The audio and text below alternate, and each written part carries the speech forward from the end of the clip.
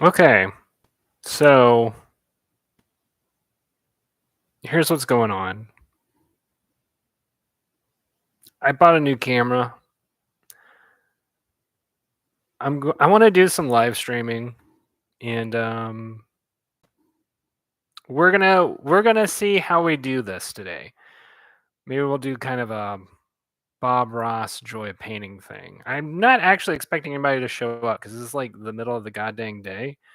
Um, I'm just like I said, like the title says, it's a test stream, and I'm getting myself used to the idea of what it would mean to stream, because that's a whole other art form, right?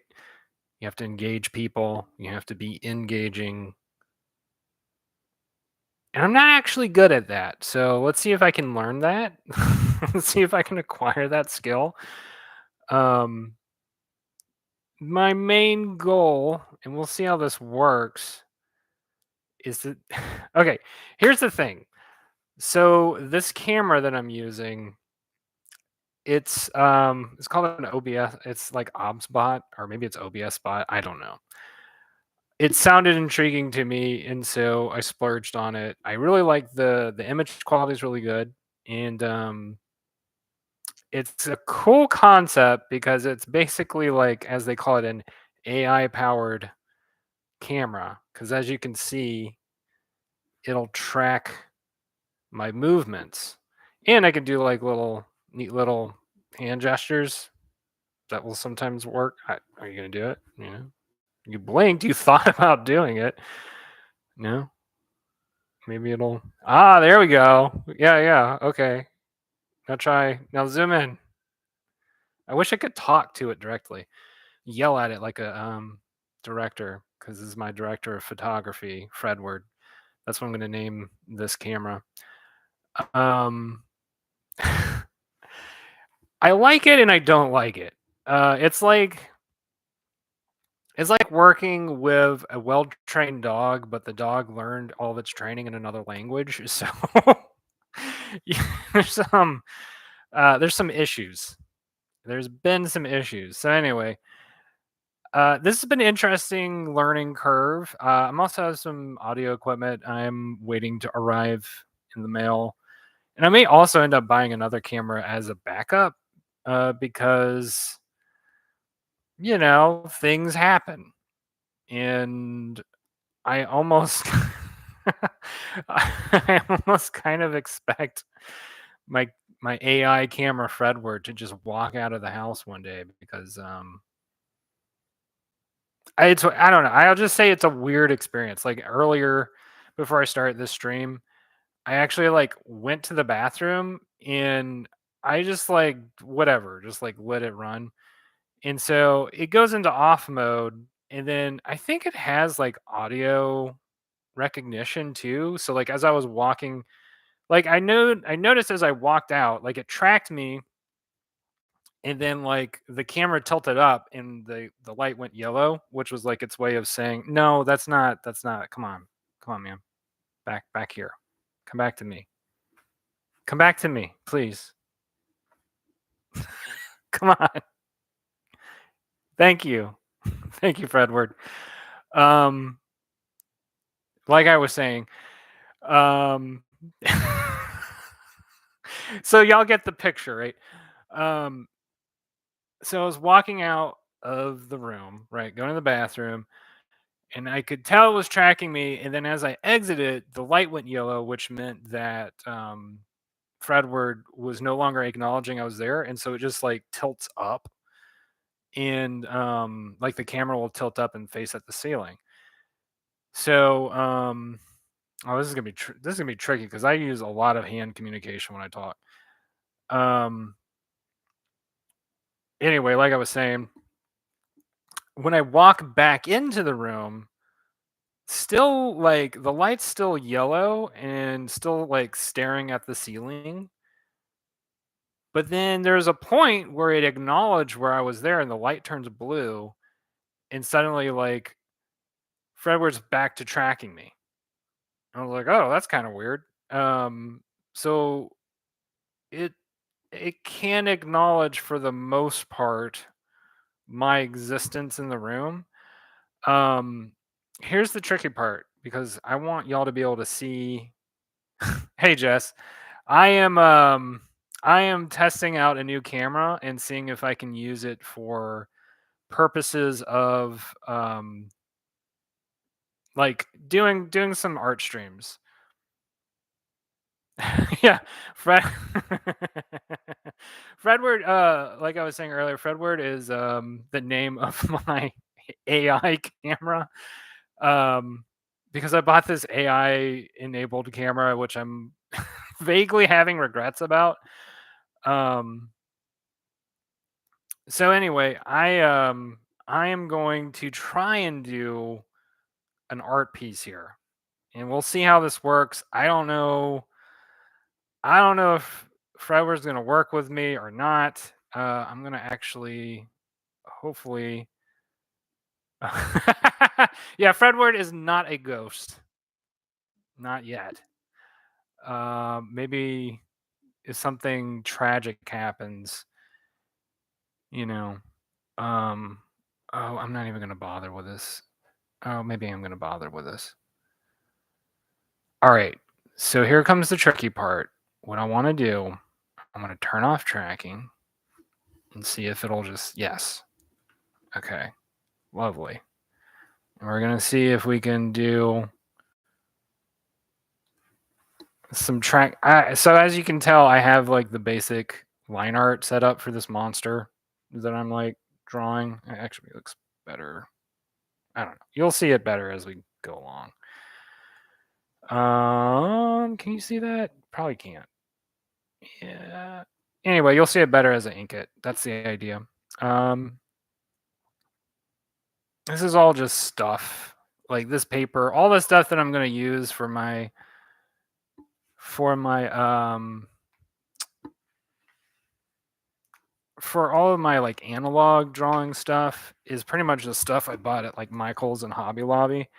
There's a Hobby Lobby really close to me, so I go to that place. Hobby Lobby does have like some pretty good deals on art supplies. Oh, by the way, I'll show y'all this pen that I'm using. I actually do not know the name of it. Let me see if I can find it real quick. I'll be right back. It's a really good brush pen.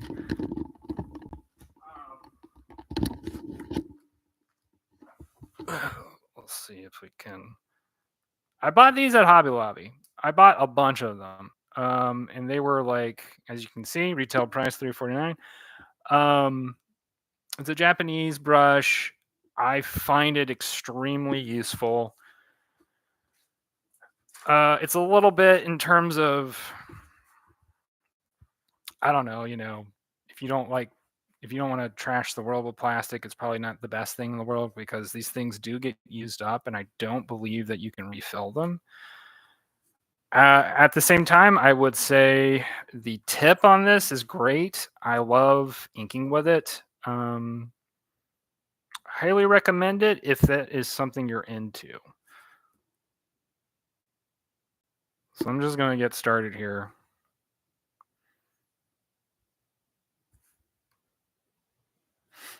I'm going to get real quiet because that's how it always is when I ink. Which is very different from digital inking because you have, good old Control Z, but we don't have Control Z today. Just flying by the seat of my pants. So for the last couple of days, I've been doing a lot of drawings for dragons, and I'm gonna call this a dragon. It's a monster. I don't know, whatever you want to call it. It'll make sense in the final thing that this is going to be part of. But I currently do not want to talk about what it's part of because I want to keep it a little bit a little bit under the radar for the moment. So I just figured today, as part of this test stream,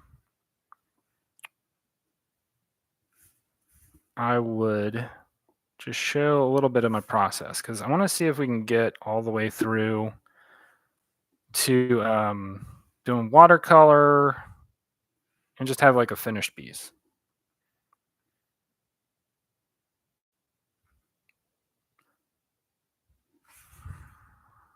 So something I've had to learn while doing inking or this kind of inking is like, and I had been warned about this by other artists, and they kept bringing it up, and I was just like, really? I don't really understand what y'all are talking about, but I get it now. Something that was brought up a lot was be sure not to hold your breath while inking, because it's easy to do that. Because like you get into this very intense sort of focus, right? And in that focus, almost automatically, most people start holding their breath because they're worried about like the line getting jittery. And what I'm learning is that, yeah, it does kind of look like a kobold. I guess that you could call it a kobold. And um, in what I was saying in terms of, in terms of line jitteriness, like part of what makes, I think, analog art, appealing for people is the organic quality of it. And jitters are part of that organic quality. And I think that it it becomes a part of representing the natural aspect of it, quote unquote. Well, I'm just going to put big quote marks on that. Um, and that's sort of, I would call that the advantage of like working on analog material is that you can have more more of an organic quality to your art, which quite honestly a lot of digital art, I say this as somebody who's made a lot of digital art, a lot of digital art tends to try, people tend to try and replicate natural processes in it, and a lot of times with really great effect, right? I'm not 100% great at doing that digitally, but I can do it analog, right? I'm not really sure what my point was in there. I think my point was part of the reason, and I've talked about this in the past, something I'll continue talking about. Part of the reason why I am doing more stuff um, on paper and pen and pencil and all that stuff is because I want to take a little bit of break from screen time, but also I've just been missing working on paper. Um, it's just something that I've been really missing, and getting back into this process has been really great for me. And then you'll notice also that as I'm inking, I rotate the paper a lot, which is one of the great advantages of working on, like a small piece. So like this paper is it is cold press watercolor paper. It is pretty small size. I would say it's what is this? I think it's like a 6x8. And if you ever go, let's see what Jess has to say. The point was don't hold your breath when you ink. Yeah, exactly. Thank you, Jess. Um, so people, you'll notice if you go looking for watercolor paper, there are two kinds of watercolor paper.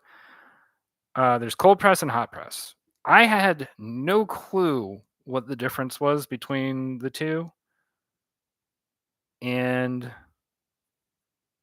I talked to a friend in Tai Chi class who happened to actually like learn printmaking in school, and got really knee deep into learning about how to make paper, all that stuff. So like he knew basically everything you could possibly know about paper making, and actually as part of like one of his I think he said, man, I'm gonna misquote but I think he said something to the effect of like for his like his senior final in a class, he had to make a I can't remember if it was a cold press or a hot press paper, but he basically made his own paper. So he went through the whole process of like taking the pulp, putting it through the press, and all that stuff. And so it was a really interesting conversation that I had with him because you never really think about that stuff. Like paper is so um I think for us nowadays, right, we just see it in the store and we buy it if we want it. But the reality is like somebody has to make it somewhere. And we're so disconnected from that process. So anyway, cold press, hot press. Main difference is cold press tends to be, as you can probably tell, tends to be very textured. It's a more absorbent paper, which means that one of the big advantages of working with cold press is that you can you can do more passes with your paint. So basically, like let's say that you're doing a piece where you want to do several glazes, for lack of a better word. You want to do like so for instance, for this illustration, once we start doing watercolor, I'm probably going to do an initial flat color pass, and then I'm going to do like a shading color pass. Um, it's particularly useful on cold press because the water, like the actual water absorbency rate, is not as fast as hot press. So, like if I were to apply it with hot press on the hot press paper, the water would pretty much like get absorbed immediately. And so I'm probably saying it wrong than I initially said it. But anyway, hopefully this will make sense. Uh, so going back to what I was saying, the hot press will absorb the water pretty immediately. So if there was like any kind of adjustments you wanted to make, yeah, Jess, they are. Yeah, washes is a good word. Thank you. That is the word that I was looking for, and I just could not find it. um, so with the hot press, it'll absorb immediately. You don't have an option to adjust the color. So like for instance, you can do stuff like take techniques where like let's say you take, some toilet paper or some tissue paper and you can, blot the water, right? And dry up some of that water if you want to create like a textured effect, or you want to like change in the middle, like you want to change midway something like maybe the saturation of the color, whatever. Like there's you have optionality with cold press that you don't have with hot press. So that hot press, I am not a fan of. I don't. It's not textured. I like the texture of cold press paper. Um, Thank you for your help, Jess. Jess was saying I'm here to help. Well, um, so I yeah, I was complaining about hot press. That's right.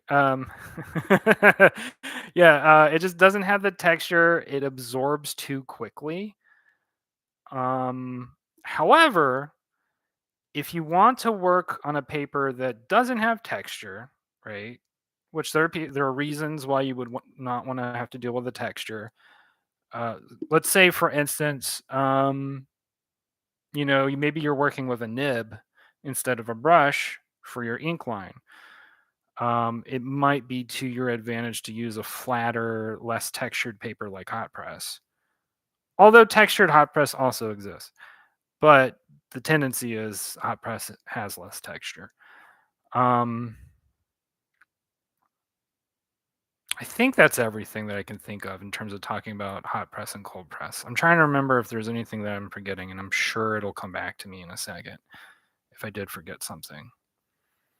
But anyway, like I was saying, I enjoy the texture of cold press. It makes it gives me a certain feeling of interaction between the materials. Oh, I'm glad you like this silly little dragon guy, Jess.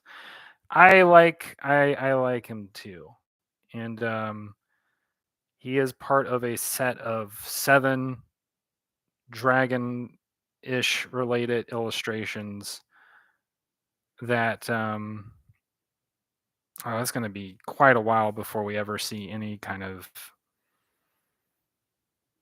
you know, before we see this whole like thing that I'm doing come to fruition. Um, but that's okay. That's part of the fun. Part of the fun is like seeing it built block by block, and this illustration is one of those blocks. Um, so yeah, texture. I like it. I recommend it if you're, especially if you're working in watercolor. It allows. I think it allows part of. I think it allows the illustration to come alive and breathe a little bit, and like. And I will say, as much as I'm complaining about hot press, it does have its own texture. I just don't get it. It's just not. I don't like. I'm sure there's somebody who's going to show up at some point and be like, "Well, actually, I think hot press is better because this and this and that." That's awesome.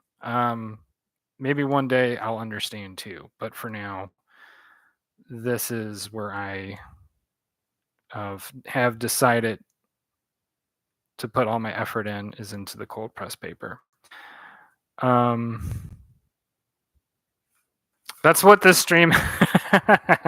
That's what this stream is turning into. Is just like me having an imaginary flame war with people about paper types. And then the other thing you'll notice about watercolor paper, or I mean, this is true of pretty much all paper in general. Uh, there's also like the weight or the card stock, I guess you could say, which is the thickness of the paper. I would say a higher premium paper has thicker stock, and I think the big advantage of a thicker stock is even more absorbency, right? Because this isn't. I mean, this is not that thick. This is probably. I would compare this thickness to like Bristol board, which is not super thick. I mean, it's thicker than your average sheet of, notebook paper, of course, but it's um not that thick. Anyway, so if you go to an art store, you'll typically, you'll see your pads of watercolor paper, but then also you will see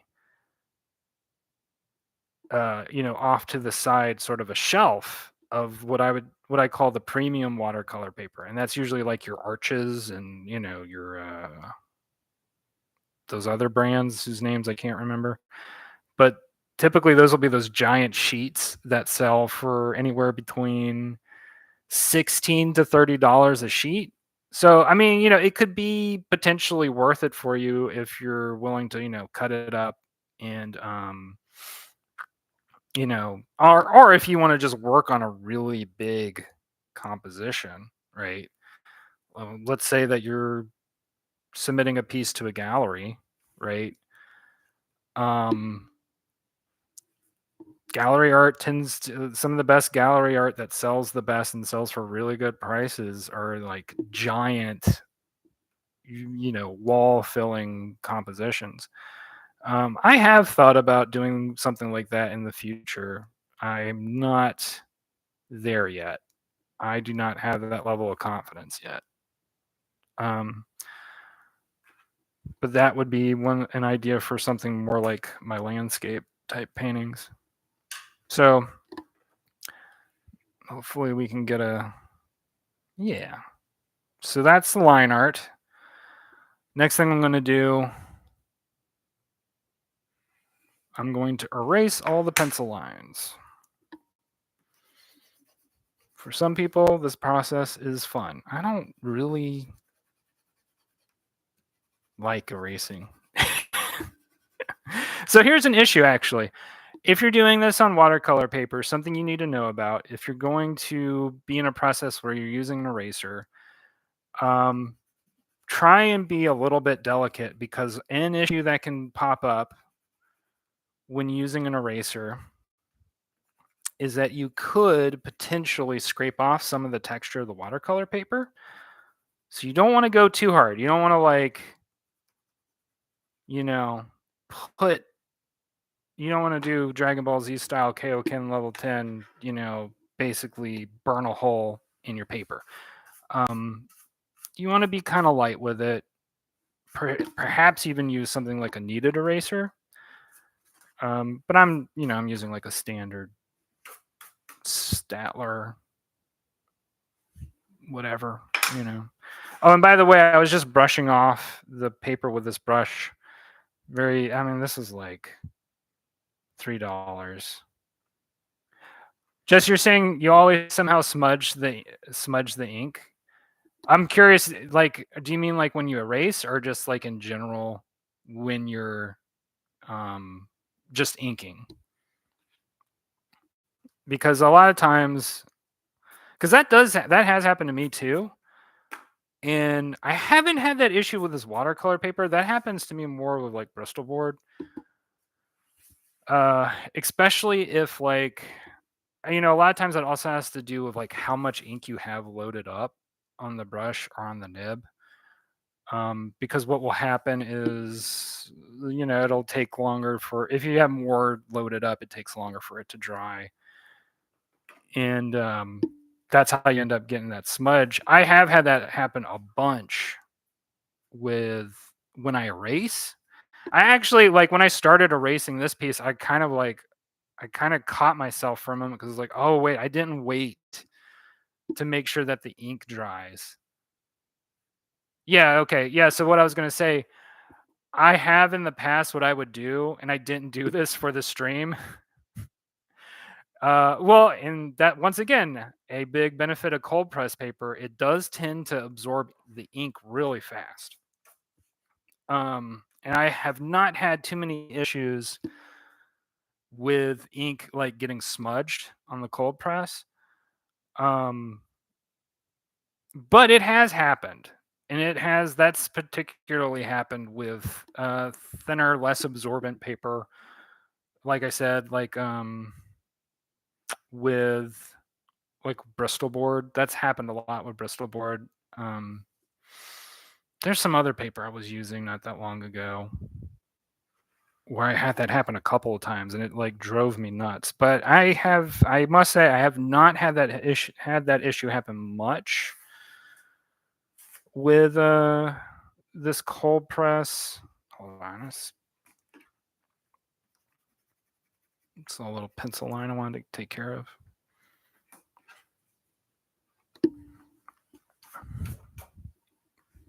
All right. Oh, this is going to drive me nuts. Okay. I just want to make sure the paper is...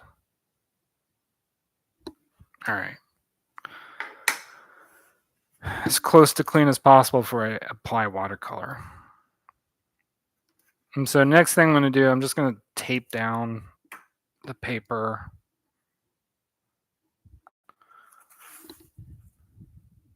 And the main idea behind doing this is that it just helps the paper while drying. It won't curl up as much. It'll still curl up, but like if you just like and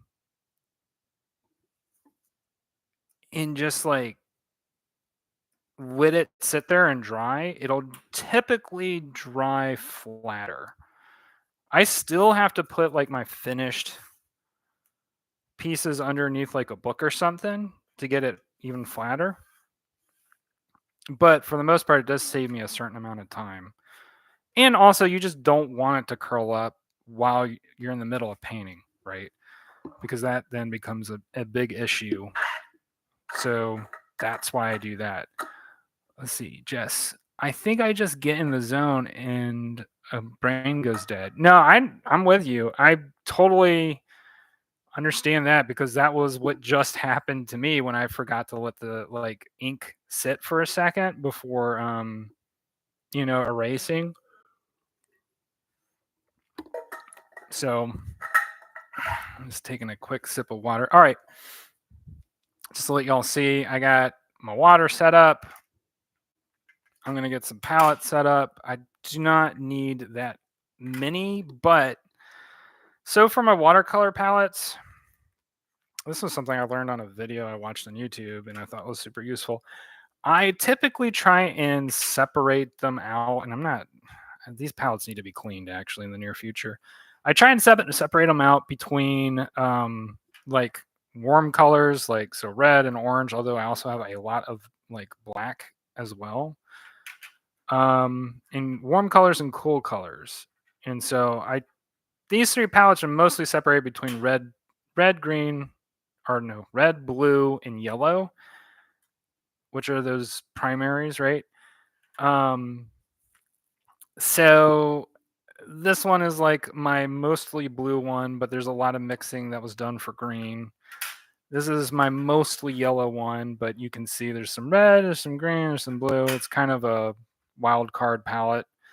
And then this one is mostly my orange and red, but as you can see, there's a lot of browns and blacks.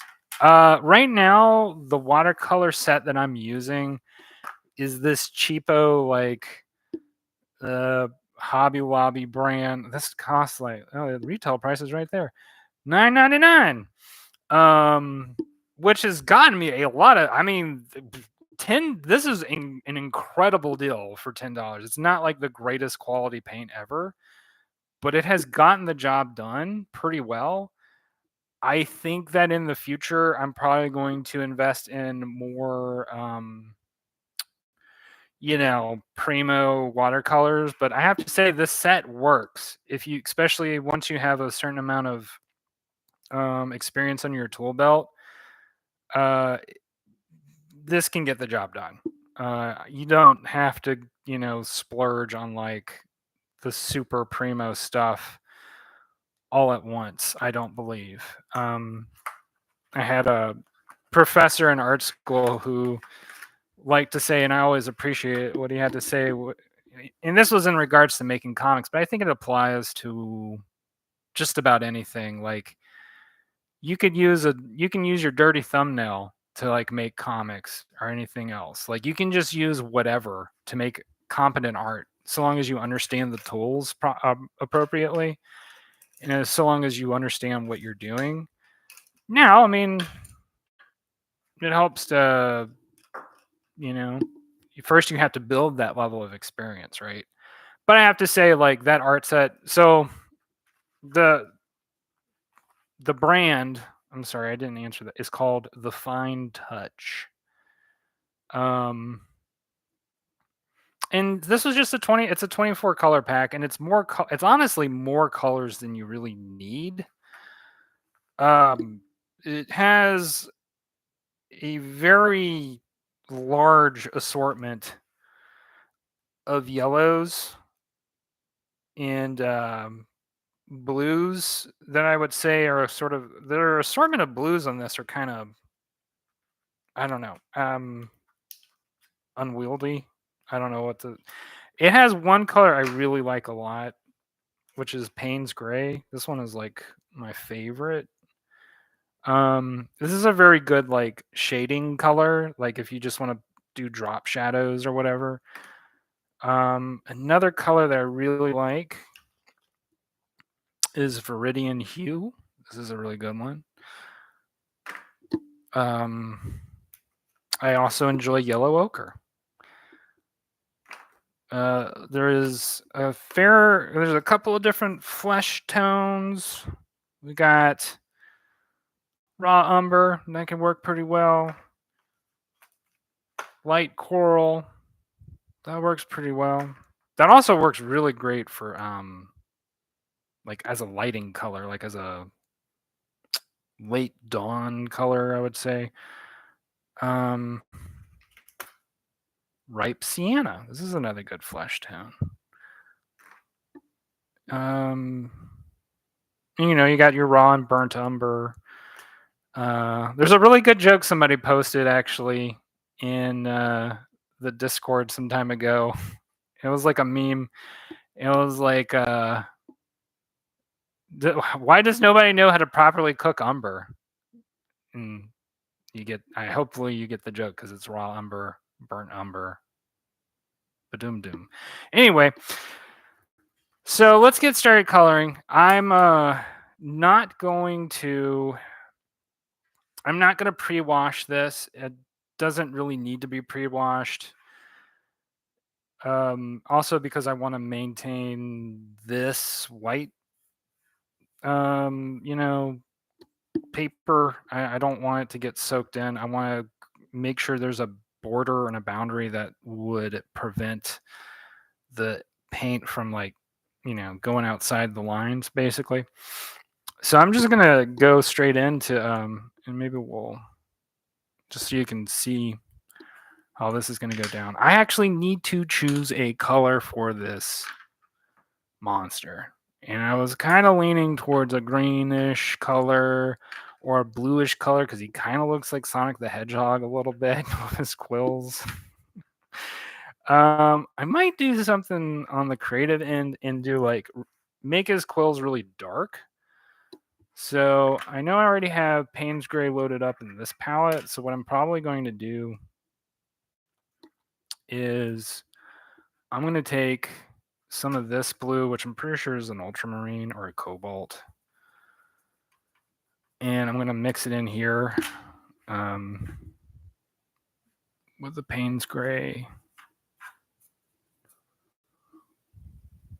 And actually, I'm going to take all three of these palettes and kind of mix them up all in here. But basically, for these quills, I want them to be kind of a dark bluish color. And so I might take a little bit of the black from this palette right here and put that in there too. Or I might just squeeze in some Payne's Gray,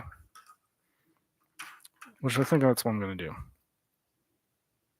And I've already splashed a little bit of paint on here, but that's okay. It'll get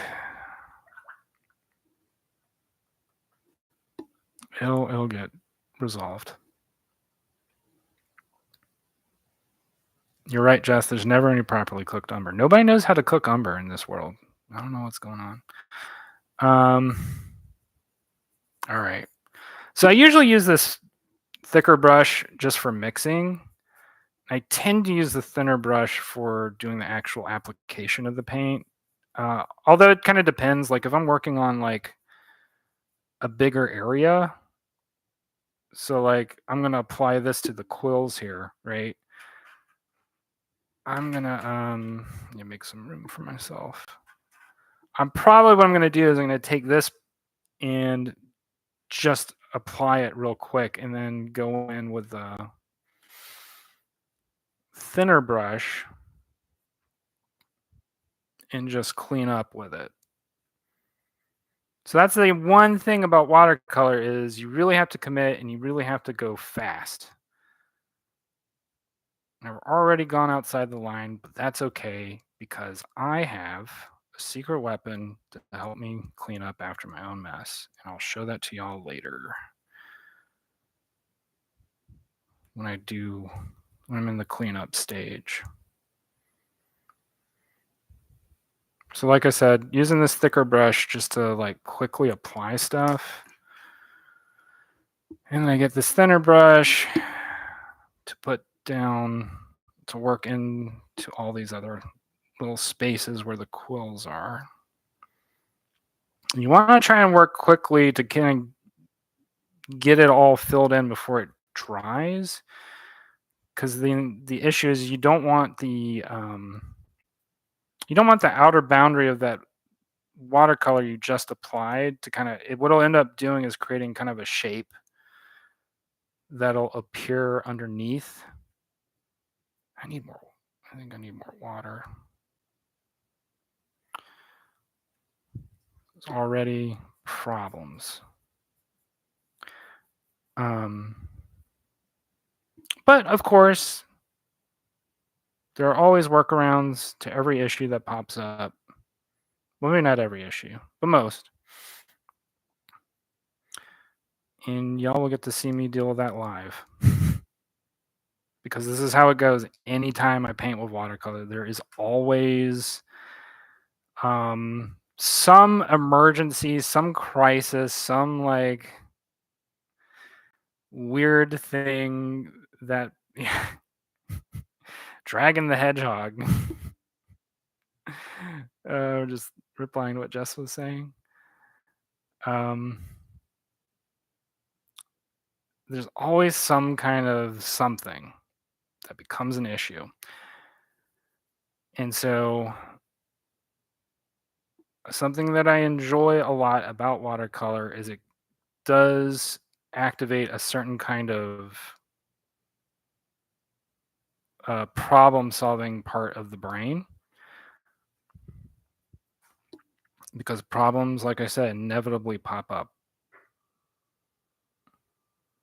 And so it become, ultimately the skills that you derive from watercolor are sort of gaining a confidence of, being able to clean up after your mistakes on the fly. And like I said, there's a couple of mistakes that have already popped up. And hopefully I'll be able to resolve them.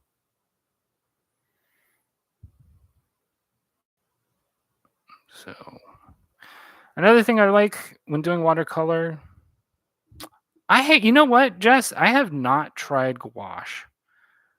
That is something that I want to mess with at some point. Gouache doesn't seem like it would behave well with ink, because as far as I don't know, I'm ignorant about it, but as far as I can tell, it seems like it's a weird middle ground between watercolor and acrylic, where it does have a certain amount of opacity to it or opaqueness to it. And so that makes me a little bit leery about using it, because my main concern is like, would it cover up the my ink lines, right? Right. So what I've decided I'm going to do is I'm just doing another pass with this thinner brush, and it's going to create kind of this textured. Well, it adds to the quilliness, I guess.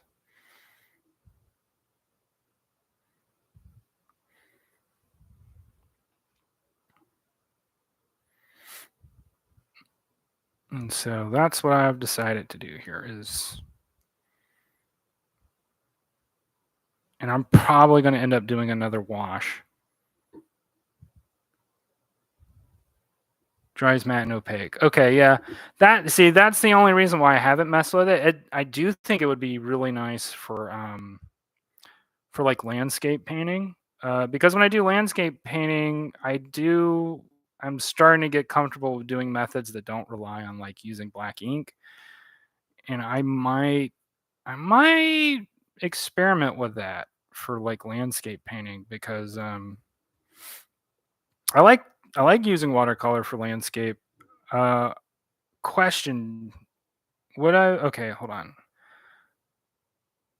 Just says when I've used gouache, I've inked after layering down. Okay, that makes sense. So I'm guessing like you probably drew an outline with pencil and then put in the color, like a flat color, and then inked around the flat color or the finished color, I guess.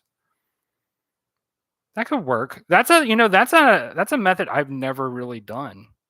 And that would be pretty good for like getting outside of my creative comfort zones. Sorry, I'm like getting kind of this is getting super focused. These quills are like kind of nightmare to paint around.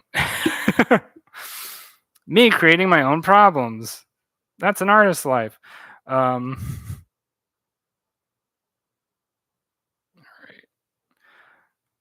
But yeah, so what I also like to do when watercoloring is I like to try and use the white of the paper as a sort of reflective lighting, basically, or light bouncing off of the quills, etc. So once again, kind of having this issue where some of the paint is applying outside. It's not going perfectly. And this is clearly going to be the hardest part right here. Hopefully I can work fast enough to make most of the paint blend in. But I'm already seeing an issue that I'll have to resolve in just a moment. I'm not actually sure if it's obvious. It's probably not obvious to you. Let's see. Yeah, so you see right there, I'm going to have to figure out a workaround, which will probably be I just do another wash. So let's see. I'm just going to read what Jess was saying. Jess, when I've used gouache, I've inked after laying down the color. And then, yeah, pencil, then gouache, then ink. But I've mostly used it for landscape and still life with no lines. Jess, watercolor has more texture though. I like both, but the watercolor method is a little limiting sometimes. Working light to dark. You're right about that. There's a huge advantage that does come from being able to layer colors and like go back over. I will say that I've kind of cheated watercolor a little bit at times, and I'm not really sure if it's a great cheat. Like sometimes I'll just take like because I'm working on with tubes, so I have the pigment itself. Sometimes I'll just take straight pigment and apply it to the paper. The only issue with that is if something happens and that paper gets wet, it's very likely that that pigment will become active, right? And then you could have problems, I guess. So if you ever use that technique, the only thing to do, make sure you do is like um put it behind glass, basically.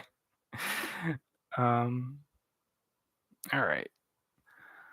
So there's a couple little areas that are a little bit messy that I'm gonna have to go back and clean up later on. It shouldn't be too much of a problem.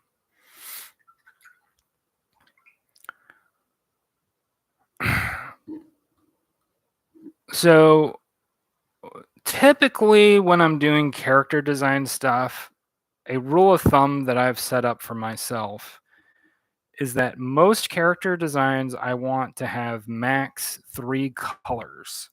So like this one is just going to be 2. So there's the color of the quills and the color of like the flesh, right? Um and then there'll be technically a third color which will be the shade. But I'm not going to count that. But I typically find that to be a very useful rule of thumb because what it does is it helps create sort of an iconic attribute to the character design. You will see for a lot of character designs, especially like older, like especially older '90s character designs, typically, maybe I shouldn't say typically. It kind of depends. If you look at Nintendo character designs, a lot of them have that kind of limited 3 color palette. Um, the same goes for a lot of like if you look at Street Fighter 2 character designs, there tends to be about 3 major characters, and maybe they splash like I'm sorry, not characters, colors. 3 major colors that dominate the character, and then they might splash like a like a contrasting color, like an orange or a red or something like that. Anyway, I need to figure out what this other color is going to be. Do I want to go for contrast or do I want to go For something like a lighter blue, I might go for a lighter blue, or I might go for a greenish blue, which if I go for greenish blue, I'm looking at viridian hue. Green would work well. A lighter blue would work well. Maybe I should go with a lighter blue. What do I want? I guess cobalt blue. To go with this, with Jess's recommendation that this character does have a very cobalt. I know cobalt and cobalt are not the same word, but playing with words. So probably a cobalt blue, and I'm gonna mess with this blue and add. I'm gonna add probably some kind of something. I don't know yet what it's gonna be. Like maybe.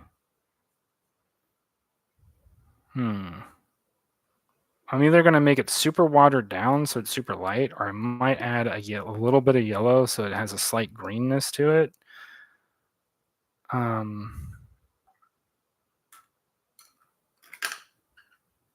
Brush.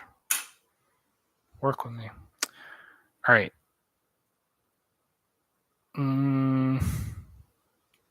This is hard. This is a hard decision to make. I need a strip of test paper.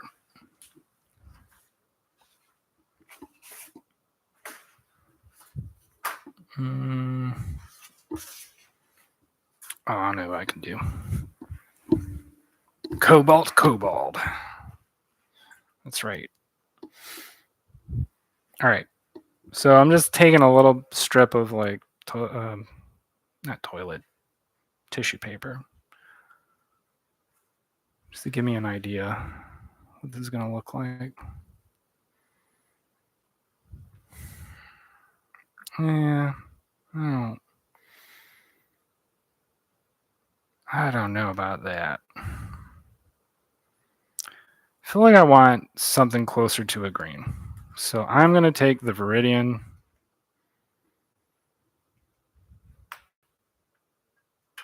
Splash that in. It's kind of a lot of viridian. Hopefully it's not too much of an issue. Let's find out. We get to find out. Put the rest in here.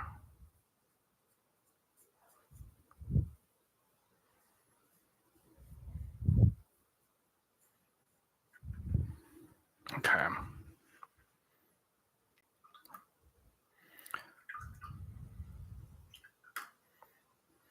So far it looks pretty decent. Oh,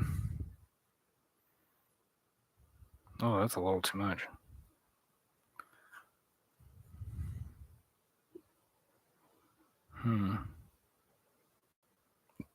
I think that'll work. I kind of want to make it a little bit lighter. But, main way to do that is saturate with more water.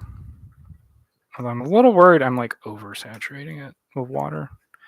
Or diluting, I should say. That's technically what I'm doing. Okay. So like you can see, there's a little bit of... I could get some fresh water and just blot it. I'm kind of like, how noticeable is that even going to be? Dang it. All right, hold on, y'all. I'm going to get a little bit of fresh water. I'll be right back.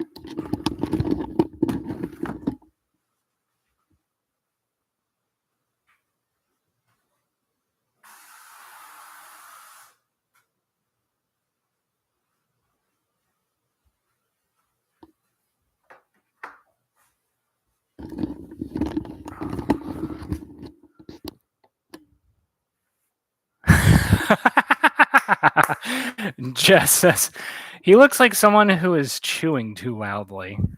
Yes. That's good.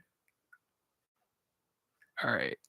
Let's see if this works. I'm gonna blot this. Yep. Just about gets it.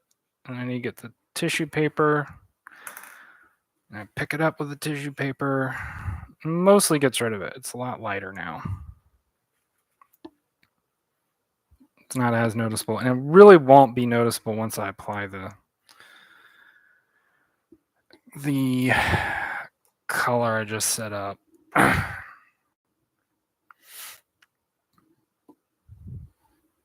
right. Time not to mess up.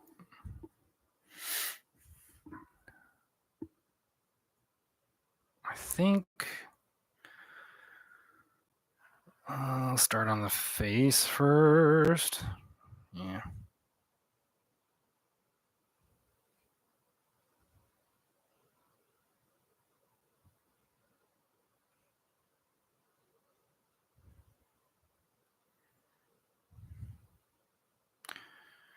All right, gotta be quick, gotta go fast.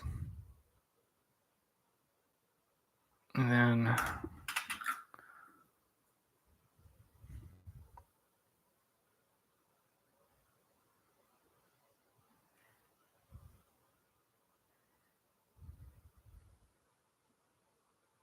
and just fill in.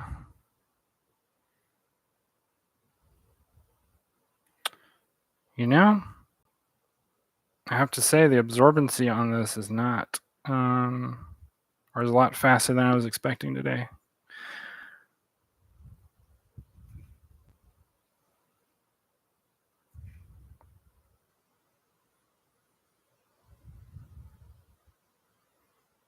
I don't know if I'm fast enough.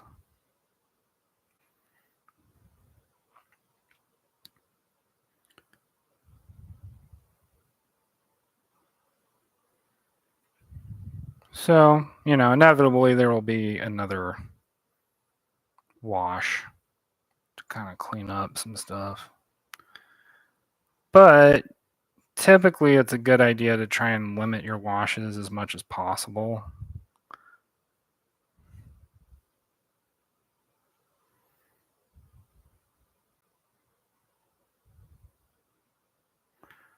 All right.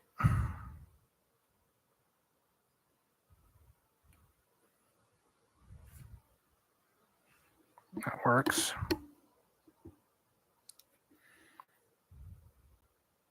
Yeah, no pressure. No pressure at all. Time to work on something easy like his little tail over here.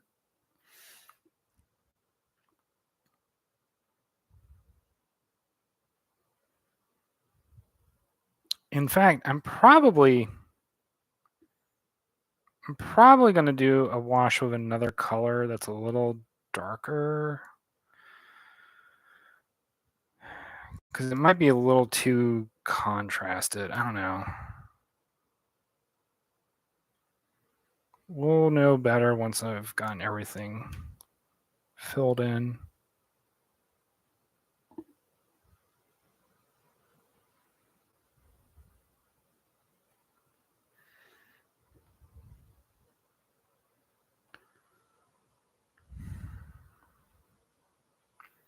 But yeah, this is like full on pressure. So the trick is find areas that are small and fill those areas up first. Like here's an area. I think I can work. I think I can make this work.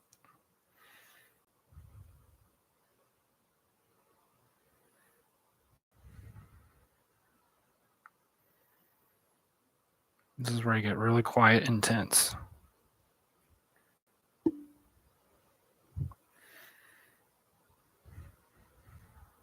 Makes the quills, that part seem like a lot easier. This part is like a lot harder.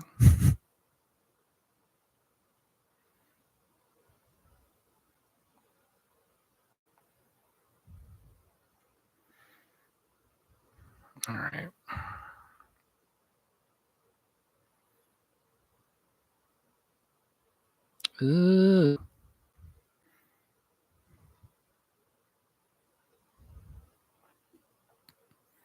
So I don't know if I had explained this properly earlier, but yeah, the main reason I'm working fast is I'm trying to outpace the edge of the color from drying. Because what will happen is if it dries and you do a pass over it, you'll notice like a weird coloration because every pass you do over um like accumulates, right? Like that's the kind of the main idea with watercolor is it's an accumulative process. Oh god. Okay. This is gonna be the hard part. Hmm. How to do this? I guess I'll start with a hand over here first.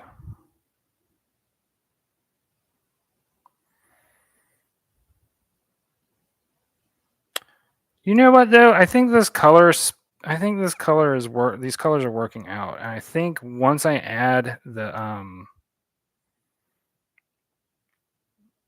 the shade color, it'll really tie it all together.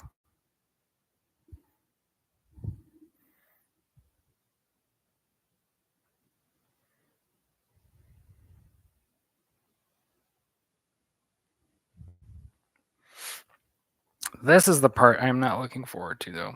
This is like, how am I gonna, how am I gonna make this work? Um, all right, just, just go fast. That's the theme. That's the theme of the stream. Got to go fast.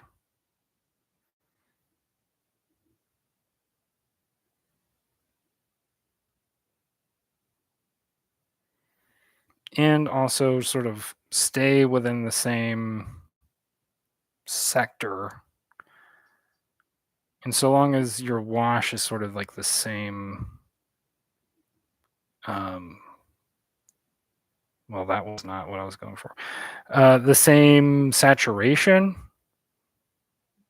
which that wash was not the same saturation. All right.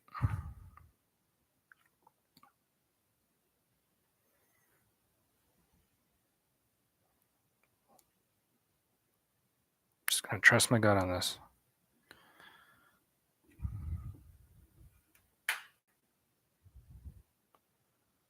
This is the other big advantage of just sort of like loading up the paint is that the more water you have, this applies only really to cold press, but the more water you put on, the longer it takes for the paper to absorb it. So you can kind of adjust. You have more time to adjust.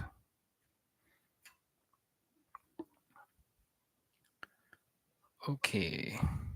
This is working better than I thought, but it's not perfect. What I'm probably going to have to do is work backwards. We'll see.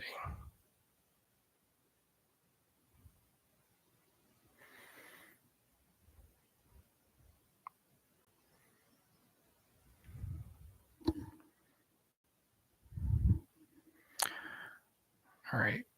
Once again, letting the white of the paper sort of help better express this arm right here. Ooh, I didn't want that to happen. All right. So this is where we take a little bit of a breather. Take a moment and let the water dry. I'm going to reach for my Payne's Gray because that's what I want to use as the shaded color. Comment from the Rainbow Cat. I've been lurking, but watching, listening to your process is super interesting and relaxing. I appreciate your sharing. Well, you're welcome, Rainbow Cat. Glad you're enjoying it.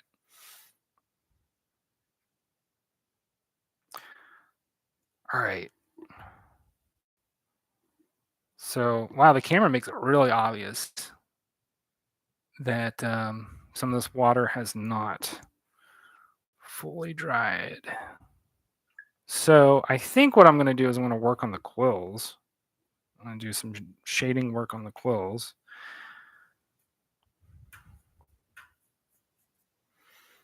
So once again, we'll just,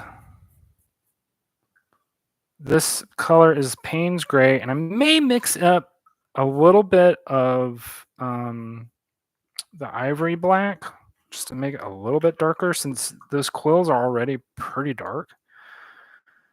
So I'm going to just go on the palette here and then drop it into the Payne's gray.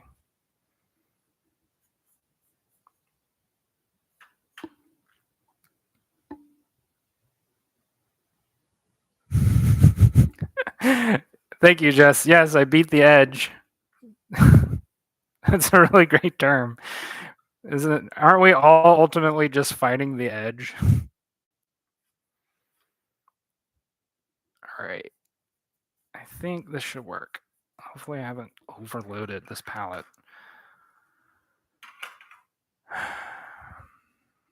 All right. So at this point, it looks like most of the paint has dried.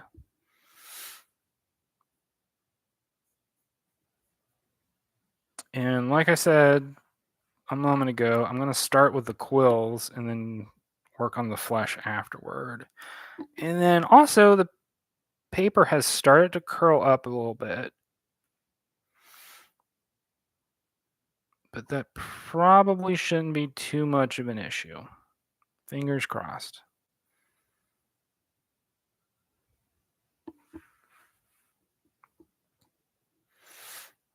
I'm just gonna work around all the obvious areas. And so the idea here is light source is like going in that direction. It'll make more sense later on when well, maybe I can just do this right now.